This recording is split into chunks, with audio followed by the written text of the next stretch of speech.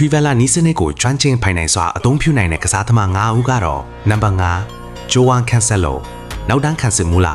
ဟုတ်ပါတယ်ဒါပေမဲ့အားလုံးထက်ပိုတာကတော့သူဟာတကယ်ပါရမီရှင်ကစားသမားတဦးပါမန်စီးတီးမှာပဲဖြစ်ဖြစ်ဘာစီလိုနာမှာပဲဖြစ်ဖြစ် Cancelo ဟာခြေဖမိုးပြင်ကိုအသုံးပြုပြီးတိကျတည်ချတဲ့ဖြတ်တင်ပေါ်ပေးပို့မှုတွေနဲ့ပရိသတ်ကိုအမြဲအံ့အားသင့်စေပါတယ်သူဟာ Trivella ကိုအလားပြယုံတင်မဟုတ်ပဲအခင်းချင်းတွေကိုတတ်တရရခွဲထုတ်ဖို့အတွက်အသုံးပြုတာပါနံပါတ်4 Luka Modric သူ့ရဲ့ခြေဖမိုးပြင်ပေးပို့မှုဟာအမတ်တန်စိတ်တစ်ခုထဲမကပါဘူးဒါဟာသူ့ရဲ့ဘာသာစကားတစ်ခုပါ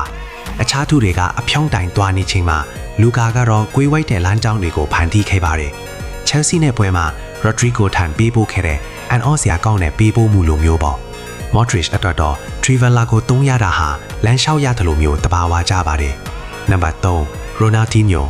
ဒီ Breezing မြက်လက်စရာဟာဘောလုံးဆွဲယူတာတင်မဟုတ်ပဲအခြားကဘာတစ်ခုစီကပေးပို့မှုတွေကိုပါဖန်တီးခဲ့တာပါ။သူ့ရဲ့ Trivella ဟာပြီးပြီးစုံနေတဲ့မုံပေါ်ကချောကလက်အစင်တန်စားလိုပါပဲ။ ရိုနယ်ဒီညိုဟာမထင်နိုင်လို့သုံးတာမဟုတ်ပဲအနုပညာဆန်တဲ့ရွေးချယ်မှုအဖြစ်သုံးခဲ့တာပါ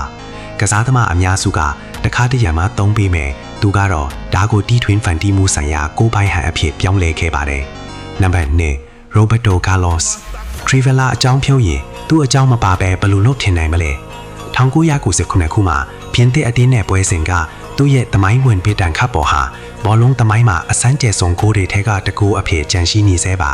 ကစားသမားတန်တိုင်းကိုဝိုက်ကွေးပြီးဂိုးထောင်ထဲကိုအရှိန်နဲ့ဝင်သွားခဲ့ပါတယ်။ရိုဘတ်တိုကာလော့စ်ဟာသူ့ရဲ့ပယ်ချေဖမိုးဖင်ကိုတန်တူကြီးတစ်ခုလိုအသုံးပြုခဲ့ပါတယ်။အခြားသူတွေက Trivella နဲ့တီးခြားမှုကိုရှာဖွေခြင်းမှာသူကတော့အင်အားနဲ့အလားအသာရယူခဲ့ပါတယ်။နံပါတ်10ကဲထိတ်ဆုံးနေရာနဲ့ထိုက်တန်သူကမြေသူဖြစ်မယ်လို့သင်ထင်ပါတယ်။